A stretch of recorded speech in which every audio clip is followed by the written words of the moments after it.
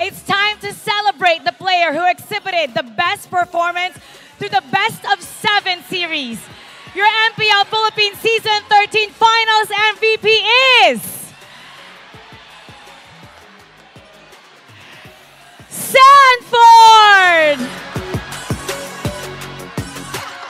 Laban. Yes, here we go. Dragon mo, Retrico! Sino ka ba talaga makaka-retry dito sa ating laban? Pero hero pala yata mo sila gawin. Dito na swelta Kyle BB habang sa may matalikod.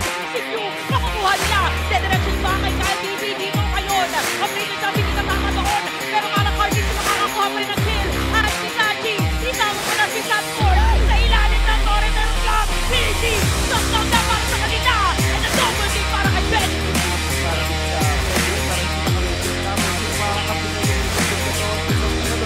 Tapos siya na lang Lord, ito mo na yata at hindi i-reset. After ang echo, ginamit na ulit. Pero mapupunta pa rin kay Gordy, dito ni Lord. Look at Super Marco. No, pinagkalmot-kalmot lang. Dito ni Belly Beauty at hahabulin pa nga dito si View sa may matalikod. Makakabaliktad at mahanap pa nga dito. 3 players down para sa Falcon Safety Fred. Mirroring technique, which is game 1 pa natin ang mga very similar style.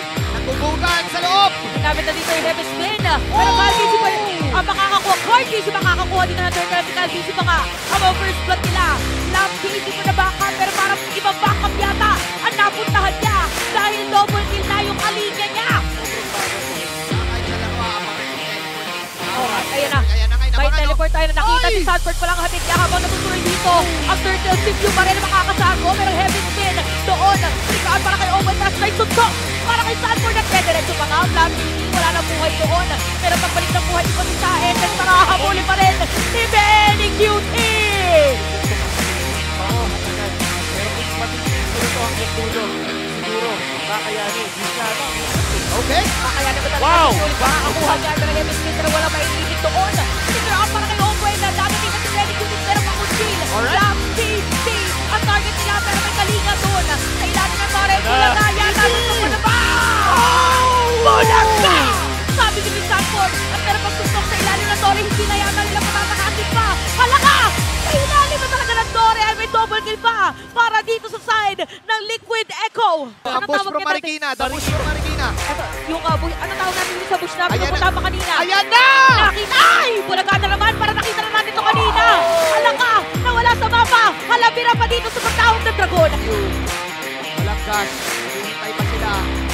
Liquid Echo. Sanji ang sumusumi. Angel alam ginagawa ni Sanji. Una Sanji Angel. Ayun na parang dalawa agad yung tatamaan. Ginamit pa yung trigger at Raven Spider sa ilalim ng Torre doon. Habang nakuha dito ng si Liquid Echo. Yung pangong, si Opo na napapalbitin na nila. Pero pang trigger pa rin, hindi na makakatakas pa. Sanford with a kill. Natapos talaga sa... Tumapika sa ilalim ng si Sanji naman ngayon ay nagpalagord. Okay. Base check lang. Pero Shadow Strike at parang nagpalagrip to Jerusalem. Ang mga manlalaro pero nga lang meron Purify si Super Marco. Flicker up para kay Overstern mo na likod. Mabibigilan si Lambici. Si JB makakakuha yan. Nagkakaamuyan. Kaya nagamit yung Gold Seal. Hero daw muna pero Petrify pero Guard easy ginamit dito. Yung kanyang Heaven Spin. Si Q nakatutok lang na ginamit dito yung Feather Airstrike. May iwan si Calvisi.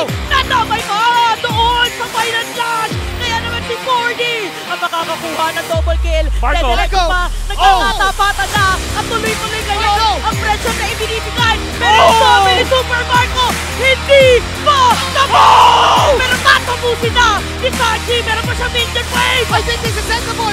Endable ba to? Pag nasa kita yung minion wave. Tapos na ata! It's over. Sanji, tatapusin na Tagumpay! The last man standing. Tatangkin niya yung Torre! Ito na yata, kaya-kaya. At makikita natin ngayon sa magtatapos ng storya na pinakamalakas. Isa lang ang mananatiling matikas at nasa taas. Team Liquid Echo, ang kampiyon ng MPL Philippines Season 13.